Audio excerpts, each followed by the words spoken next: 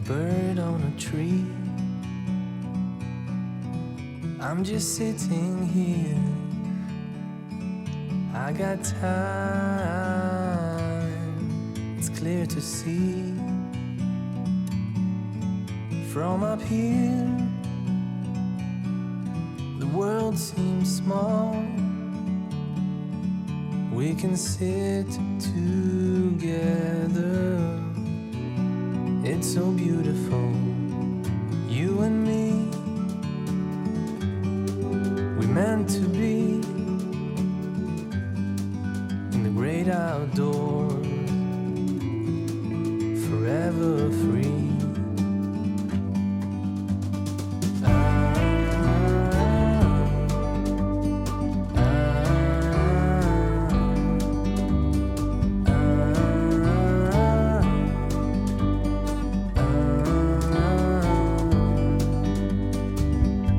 Sometimes you need to go and take a step back to see the truth around you. From a distance you can tell.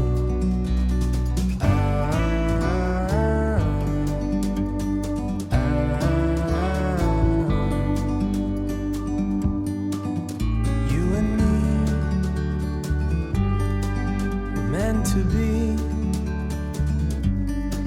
in the great outdoors, forever free. You and me meant to be in the great outdoors, forever free.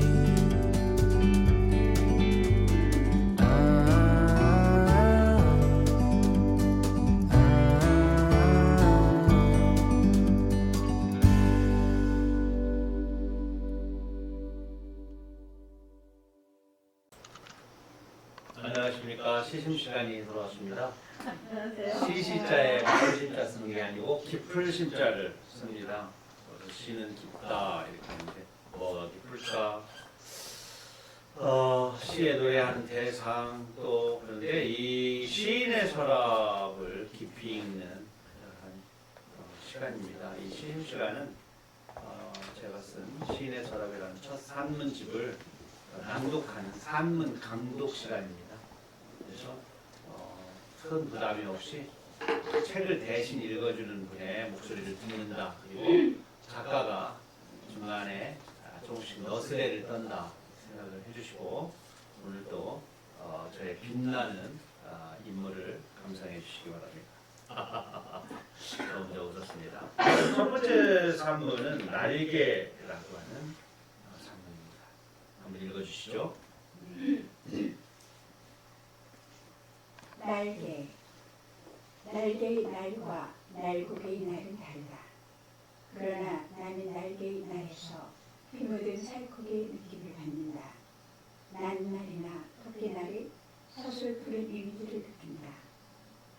희망의 흔적을 읽는다. 칼날처럼 끊임없이 허공을 스치는 날개만이 하늘을 날 수 있기 때문이다. 하늘엔 수많은 새들이 날개짓으로 잠겨놓은 푸른 도마가 있다. 오래 쓴 나무도마처럼 움푹 파인 하늘 도마가 있다. 새의 날개는 나처럼 굽어있다. 칼처럼 등이 있고 그 등 쪽으로 단단한 뼈를 몰아넣고 있다. 바람과 허공을 끊임없이 칼질하지 않고는 그 어떤 새도 하늘을 날 수 없다. 그 고단한 날개짓이 칼집에 든 칼날처럼 온순히 뛸 때는 제 동무리에 깃들 때다. 제 동무리에 웅크리고 앉아 알을 품을 때다. 우라는 글자는 새 양날개를 웅든 한자다.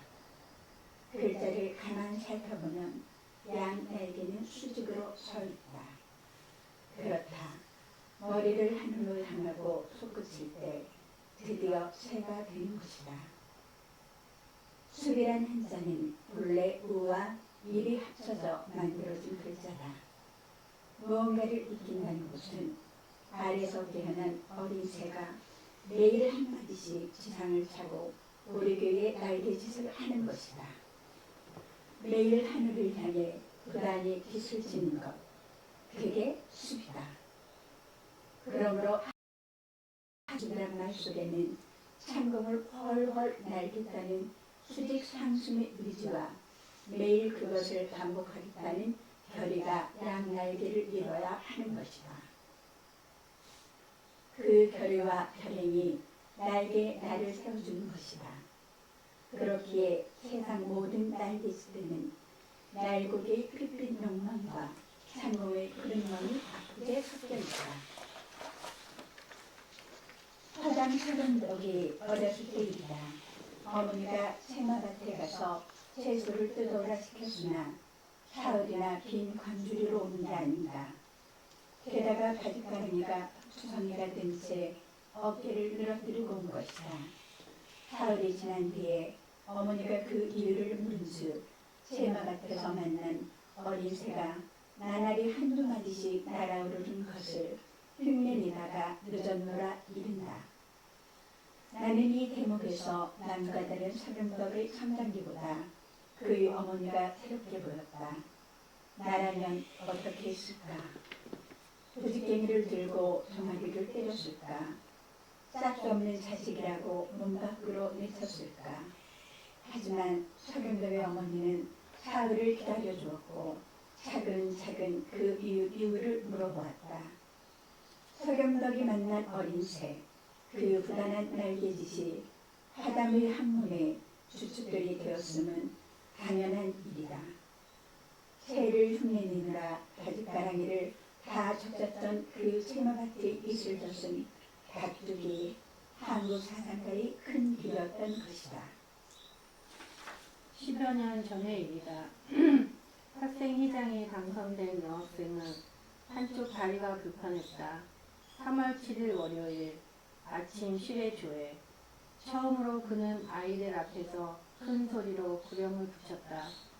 얼마나 넓은 운동장인가. 운동장가에 물어놓은 나무들까지 길을 바짝 세우고 학생회장만 바라보는 긴장의 순간.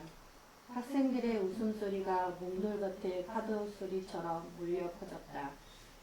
새로 부임하신 선생님과 엊그제 입학한 신입생들에게까지 웃음소리가 번져갔다.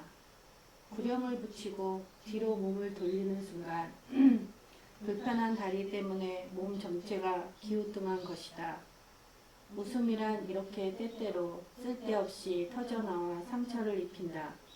학생회장의 얼굴은 일순 마른 새통처럼 초라하게 굳어져 버렸다. 아, 이게 아닌데. 얼굴을 수습하는 선생님들, 나도 그때 빙긋이 웃었던가. 그날 밤 야간 자율학습 감독을 하고 있던 나는 운동장의 어둠 속에서 뱅글뱅글 몸을 돌리고 있는 검은 물체를 보았다. 다리를 다친 검은 새가 하늘로 치솟아 오르려고 밤늦게까지 몸부림치고 있었다. 출렁거리는 파도를 잠재우려고 시르게 밤바다를 다림질하고 있었던 것이다.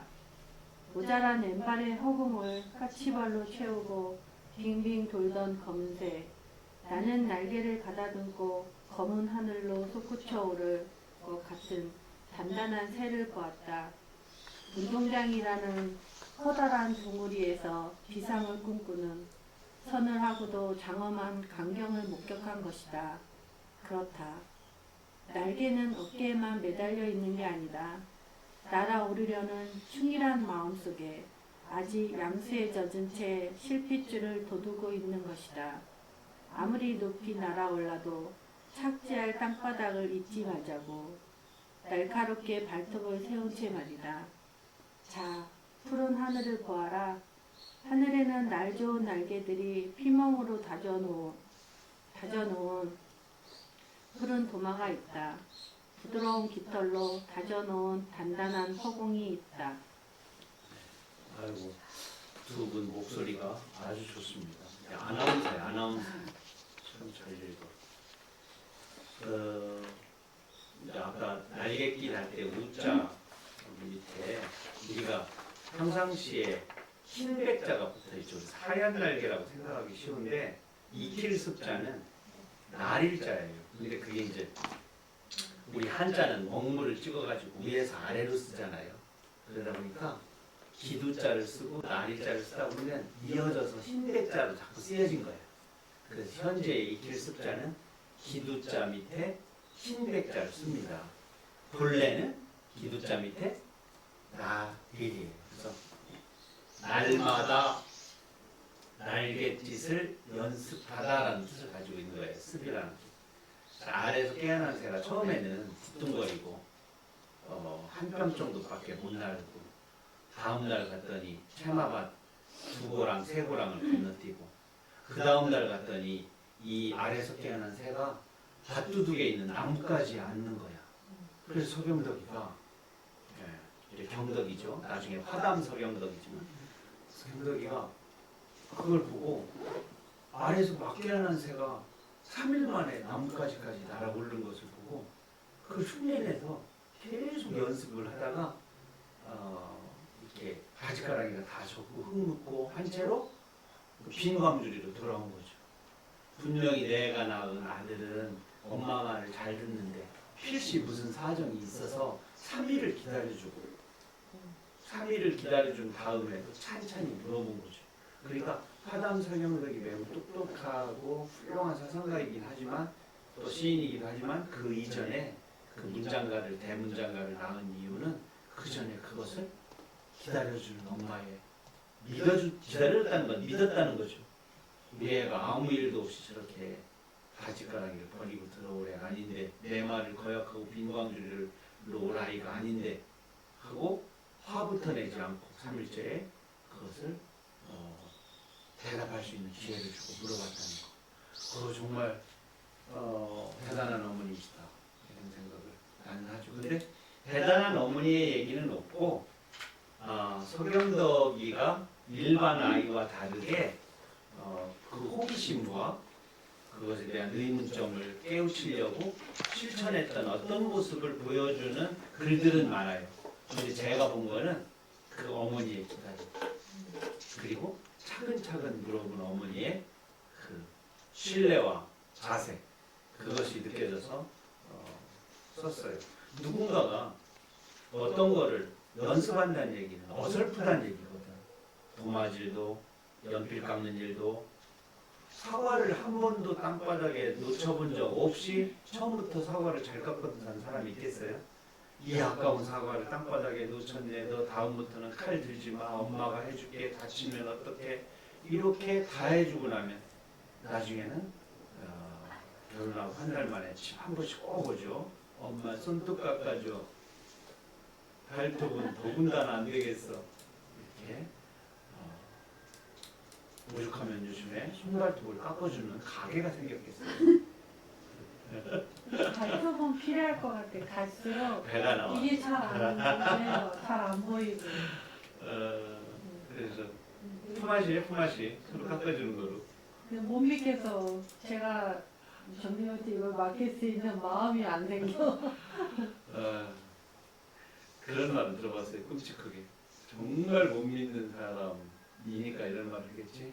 너에게 귀를 파달라고 하면 이쪽에 있는 귓밥이 이쪽으로 나올 것 같다고 그런 얘기를 많이 웃은 적이 있었는데 참 어머니의 역할만 강조한 것 같은데 사실 여기서는 뭐 어머니지만 뭐 완전히 어머니니까 이 자리에 아버지가 있어도 되고 할아버지 할머니 또 형 삼촌이 와도 똑같이 그러한 어리숙하고 서툰 과정을 기다려주는 일 그게 참 쉬운 일이 아니죠. 대부분 엄마들 내가 해줄게 동행을 하지 않고 그런데 요리사들 나중에 보면 이런 얘기를 하잖아요. 그래서 처음으로 뭘 했을 때 서른 또는 익지 않은 또 칼질을 잘 못해가지고 멍성하게 해서 부모님이나 가족한테 내밀었는데 너무 칭찬을 받아서 그때부터 자기는 정말 요리를 잘하는 줄 알았다고 그와 마찬가지로 서툰 것을 서툴다고 바라보는 게 아니라 그것이 얼마나 숙련되어 가는 과정 속에서 아주 소중한 첫 걸음마인가를 봐주는 거죠. 만약에 선마, 걸음마, 또 아장아장 이때 우리 애는 말이야 처음 일어나자마자 100m를 한 13초에 끊더라니까. 자세도 얼마나 잘 나오면 이러는 애 아니잖아. 다 일어섰다가 그 자리에서 엉덩방아 다 찍고 앞으로 팍 넘어지고 옆으로 하고 그런 과정을 거치죠. 그러니까 연습은 본능이야. 그런데 그 연습을 평가를 하면은 그때부터 어떻게 돼요? 숨어서 하게 되고 안 하게 되죠. 어린아이가 걷는 것을 엄마가 점수 먹여 평가해가지고 종아리 때린다고 해요.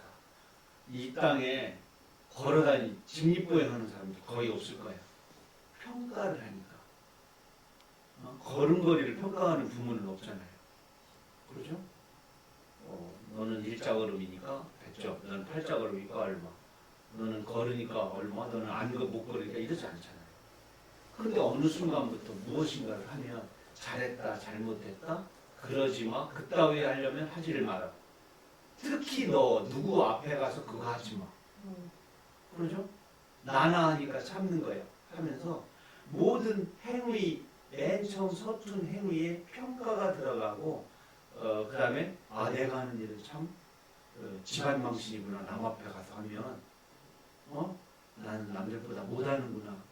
이런 지적, 또 평가, 그 다음에 무시, 안 하니만 못해. 이런 것들이 누적이 되면 자꾸 새로운 일에 도전을 하지 않겠죠. 자전거 탈 때 가만히 보세요. 아버지의 장난기가 없다면 자전거 못 배워요. 아버지가 꼭 그러지. 야, 내가 뒤에서 꽉 잡아줄게. 걱정하지 마라. 그래놓고 아버지는 항상 꽉 안 잡고 손 놓아버리고 담배 피거나 아니면 딴짓 하거나 아니 그냥 꽉 잡고 있다니까 하니까 그대로 뭐 한참 가다가 그래서 너무 잘했지 하고 딱 뒤돌아보면 아버지는 저쪽에 있잖아. 한 번도 지금까지 안 잡았잖아. 안 잡고 거기까지 온 거에 대해서 자기가 강한 자신감을 가질 때 그때 자전거 타기가 완성돼 첫 걸음마를 하는 거잖아요. 그러니까 이러지 마 저러지 마. 근데 이러지 마 저러지 마를 끝내 평가하고 하는 아주 폐쇄적 공간이 있죠.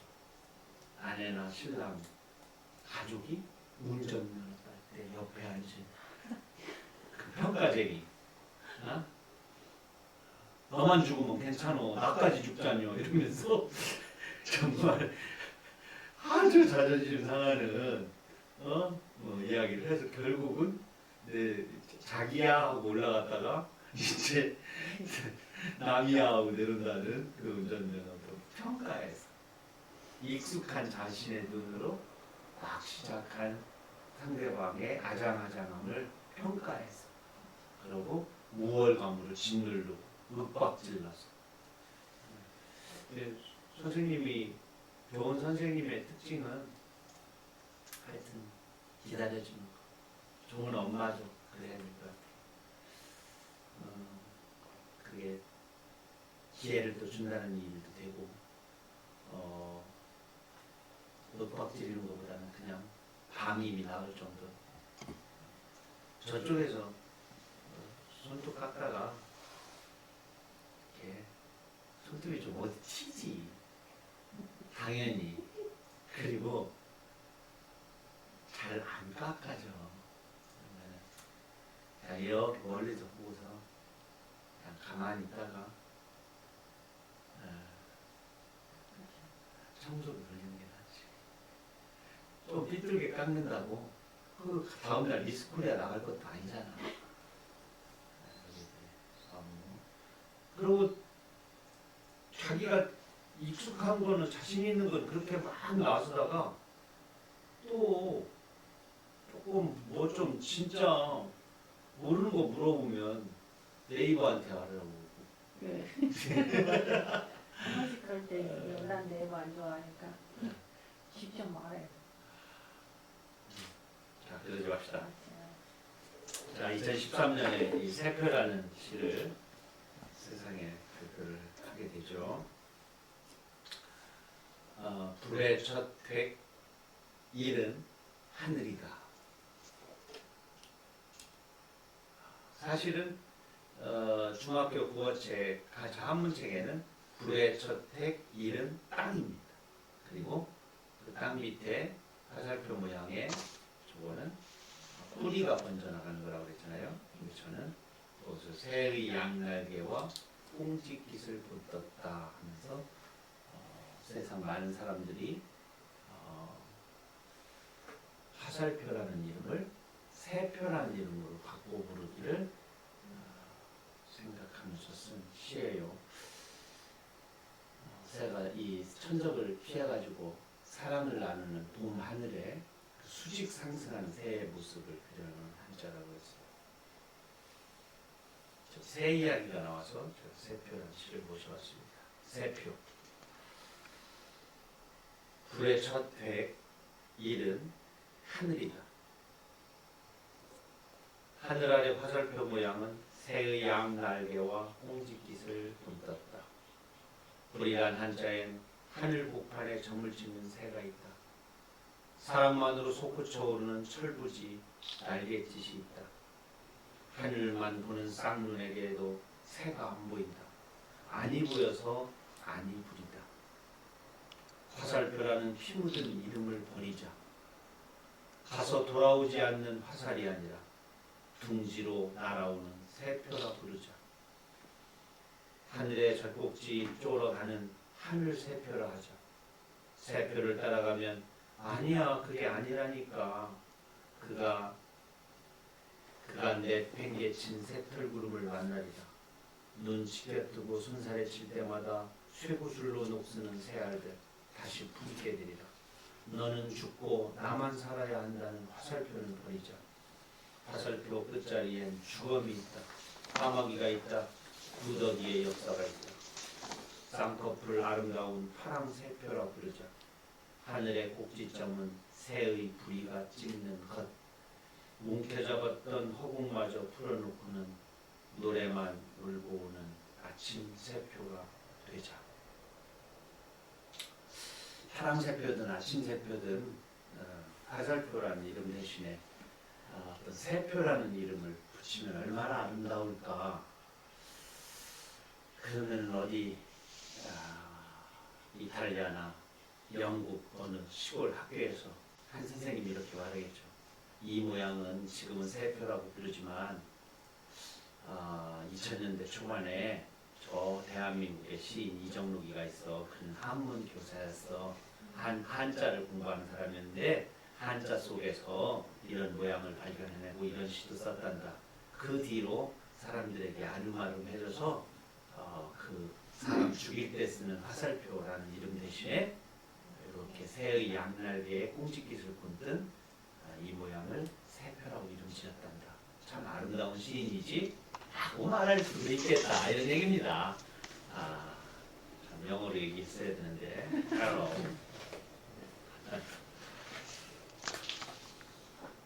자, 마음의 꽃물인데요. 제가 한번 읽을게요. 의자와 식탁은 다른 가구보다 목숨이 길다. 그만큼 사람의 체온을 오래 간직하기 때문일 것이다. 낯선 집에 가서도 의자나 밥상의 생채기가 마른 풀처럼 수런되어 있으면 마음이 편해지. 아파트란 곳에 이사와 보니 색다르게 보이는 것이 많았다. 그중 하나가 시도 때도 없이 외출 나오는 가구들이다. 가구란 것이 식구의 또 다른 이름인데 말이다. 아파트에 사시는 노인들은 버려진 식탁이나 소파로 휴게실을 차려놓고 여름 한철을 나시곤 한다. 보기에 따라선 궁상을 떤다고 할지 모르나 주름진 세월이 갖다준 저 평화가 나는 좋다. 노인들이 약장수나 무슨 재미있는 일로 아파트 밖으로 놀러갈 때면 할머니 할아버지들을 비아냥거리던 젊은 것들이 언제 그랬냐는 듯 그곳을 차지해버린다. 냉장고에 깊이 감추어 두었던 것들을 들춰보며 오래 수다를 떨기도 한다. 이런 풍경도 사람 사는 아름다움 이련이 누나 같고 아내 같고 처제같이 아름답기만 하다. 오늘 나는 미루고 미뤘던 아파트 잔디밭에 잡초를 뽑기로 했다. 잡초는 없다고 누군가 말했지만 아파트 화단에는 분명 잡초가 많다. 오래되고 낡은 아파트라서 그런지 풀이 산더미다. 뽑아내는 게 아니라 경비실 아저씨가 1년에 두어 차례 예초기로 베어버린다. 땀을 뻘뻘 흘리며 풀을 뽑다 보니 부하가 치민다.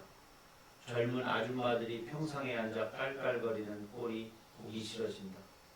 좀 전까지만 해도 신선한 풍광으로 비쳤는데 땀과 흙이 범벅되면서 마음이 엉망이 된다. 풀을 뽑아내고 흩어져 있던 봉숭아와 랜드라미와 분꽃을 옮겨 심으니 좋은 화단이 하나 꾸며졌다. 마음이 좋아진다. 아줌마들의 수다 소리가 다시금 즐겁게 들려온다. 낡고 게으른 아파트가 갑자기 덩치 큰 기쁨으로 덮친다. 아파트 1층으로 이사와서 생애 처음으로 화단 하나 만들었는데 단밤에 봉숭아 이파리와 꽃을 죄다 훑어갔다. 이건 벌레나 새가 뜯어먹은 게 아니다. 인간이다. 분명 꽃 피고 물 오르기 기다린 노처녀다. 봉숭아 꼬투리처럼 눈꺼풀 치켜뜨고 지나는 여자들의 손을 훔쳐보는데 할머니 한 분 반갑게 인사한다. 총각 덕분에 30년 만에 꽃물 들였네. 두 손을 활짝 흔들어 보인다. 손끝마다 눈부신 고치들. 나도 따라 환하게 웃으며 막 부화한 팔순의 나비에게 수컷으로 다가가는데 손가락 끝부터 수위를 짜기 시작한 백발이 봉숭아꽃 으깨어 목 축이고 있다. 아직은 풀어지지도 더 짜지도 마라. 광목실이 매듭으로 묶여있다. 보잘것없는 화단 하나 만들고 시 한 편 건질 수 있다면 이게 얼마나 횡재인가. 나에게 시는 번번이 보너스다. 출렁거리는 작은 감정들이 시의 시가 되었다가 삶의 변죽도 툭 건드려 보는 것이다. 잡초무상한 아파트가 아니라면 어찌 이 시가 세상에 나왔을까? 어찌 막 부화한 팔순의 처녀성을 만날 것이며 탄생과 한끈으로 이어진 수위의 솔기를 건드려 볼 수 있겠는가? 온 세상이 저 수위를 묶은 광목실의 실마리에서 시작됨을, 그리하여 세상에 존재하는 모든 설렘의 크기가 바로 우주의 크기이며 신의 숨소리가 미치는 넓이라는 것을. 떼약볕에 나온 풀뿌리가 시 한 구절을 주고 갔다. 꽃 물드는 삶의 이치를 베껴 쓰라고 한다. 내 시가 내 마음의 집에서 나온 생채기 많은 평상이나 의자가 될 수만 있다면 얼마나 좋으랴. 번번이 못 미치는 나의 받아쓰기. 우리 그 아파트에서 2002년부터 지금 2023년 21년을 같이 삽니다. 근데 제가 들어갈 때도 그 아파트가 한 20년 된 아파트였거든요. 지금 한 46년이가 된 아파트인데 아주 정정합니다. 그런데 이제 한때 이런 일이 있었어요. 주유소에서 꽃이 나눠주기 한 적 있어요. 기억나십니까? 주유하고 나면 꽃씨를 나눠.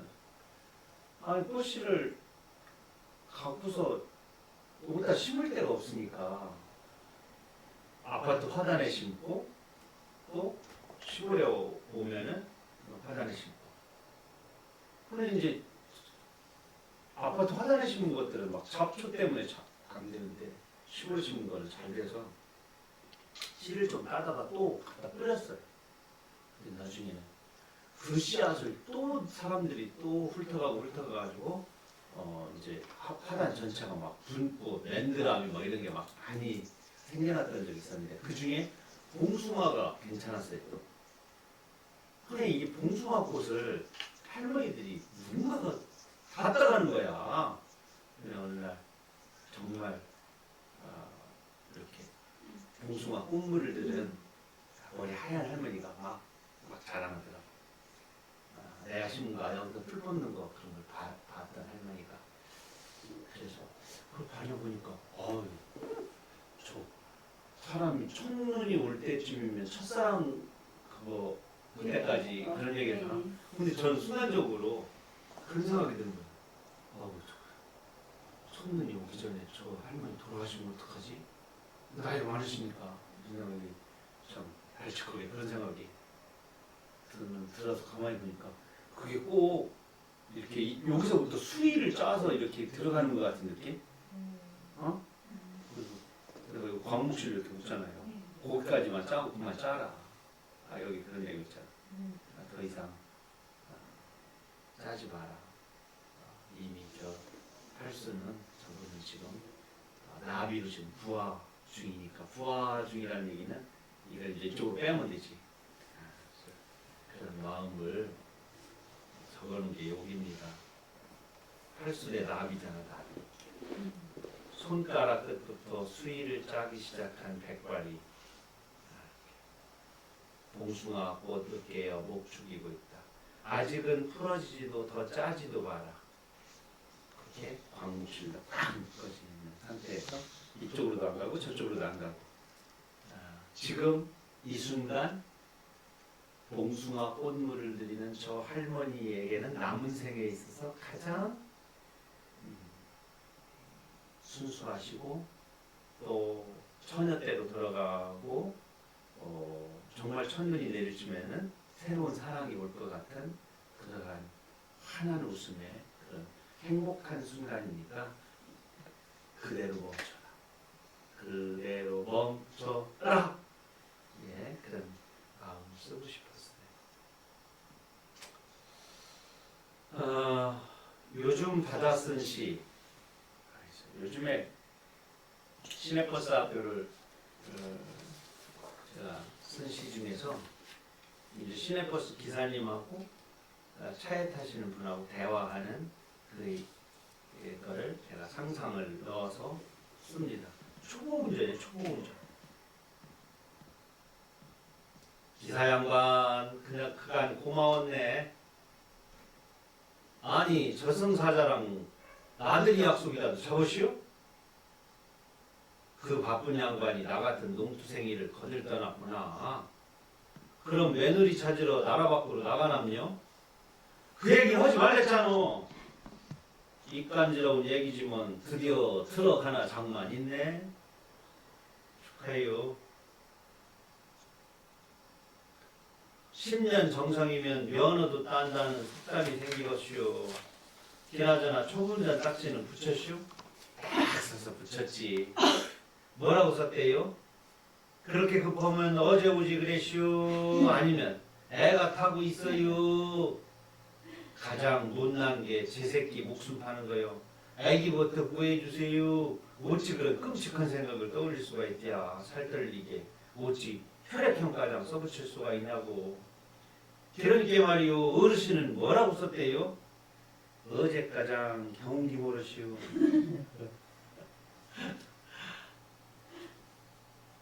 참, 뭐 이보다 더 잘 쓸 수가 없어. 초보운전 이렇게 안 쓰고 어제까지 경운기 모르시오. 어제 가장 경운기 모르시오. 트랙터도 아니고. 그러니까 이제 이 양반이 트럭을 딱 이제 샀어. 그래서 어제까지 경운기 모라시오 초보운전 뒤에다 딱 붙이고 이걸 타고 나가면 되잖아. 근데 입이 간지러워서 자랑을 하고 싶은 거예요. 그래서 차는 그대로 모셔두고 마지막으로 버스를 탔어요. 늘 타고 다니던. 그래서 처음에 그 양반 그간 고마웠네 이런 거예요. 그러면 뭔 일이냐 물어볼 거 아니요? 아니 저승사자랑 나들이 약속이라도 잡으시오. 이거는 돌아가실요? 이거잖아. 충청도 말을 이렇게 돌려서 말한단 말이에요. 그러니까 그 바쁜 양반이 이 저승사자예요. 그 바쁜 양반이 나 같은 농투생이 농부를 거들 떠나 먹었어. 여기서 그만 나갔어야 되는데 집 나가 며느리 얘기를 하네. 그럼 며느리 찾으러 나라 밖으로 나가남요? 그 얘기는 하지 말랬잖아. 이렇게 이제 이 충청도 그 저기 뭐 떠올려줘? 그 맨날 최양락이 오고 뭐 있어? 그러지 마요 뭐. 아이고 제목이 뭐였더라? 아니 네 글자였는데 엄마 하지 마요였는데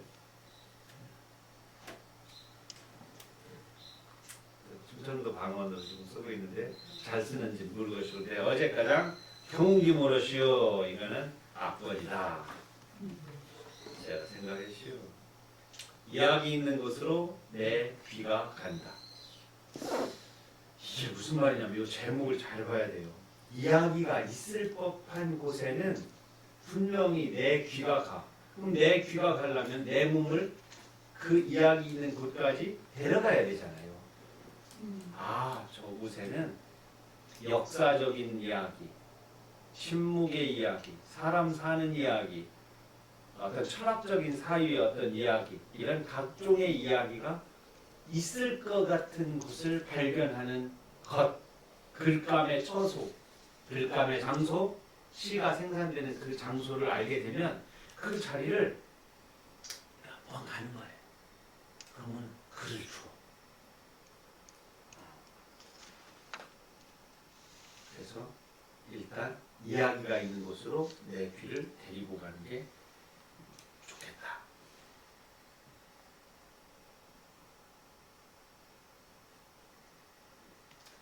걸물인의 시인 맞아? 소설 써 소설. 장길산의 작가 황석영입니다. 장르 우위로를 펼쳤다. 겨울 가야산의 깊은 밤이었다. 또 다른 이야기입니다. 의구 저 물건 이제부터 소설 쓰시오. 소설 쓰실 때에도 시처럼 재밌게 써요. 대천 해수욕장에서 명천 이문구 선생님께서 일침물로 왔다. 따개비처럼 악담은 선생님의 목소리와 눈빛. 단편소설 3편만 써봐. 소설가 한창훈도 술잔 옆에 그 무슨 애첩이라고 이 말을 겸상시키곤 했다. 무식하면 용기가 만배나 커져서 만용이 된다. 시 속의 소설을 뭉뚱그려 품어보겠습니다.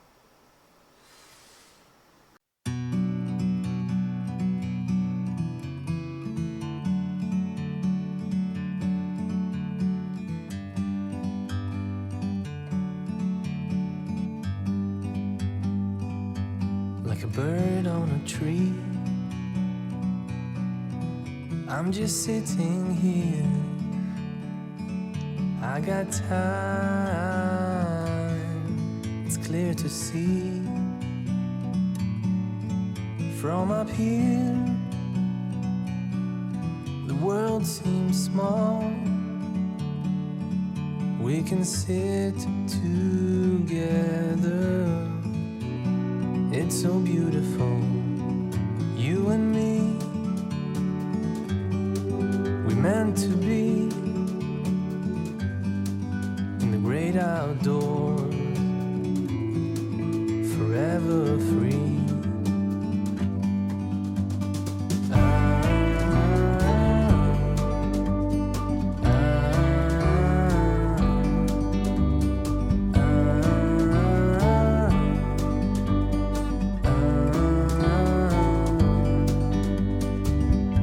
Sometimes you need to go and take a step back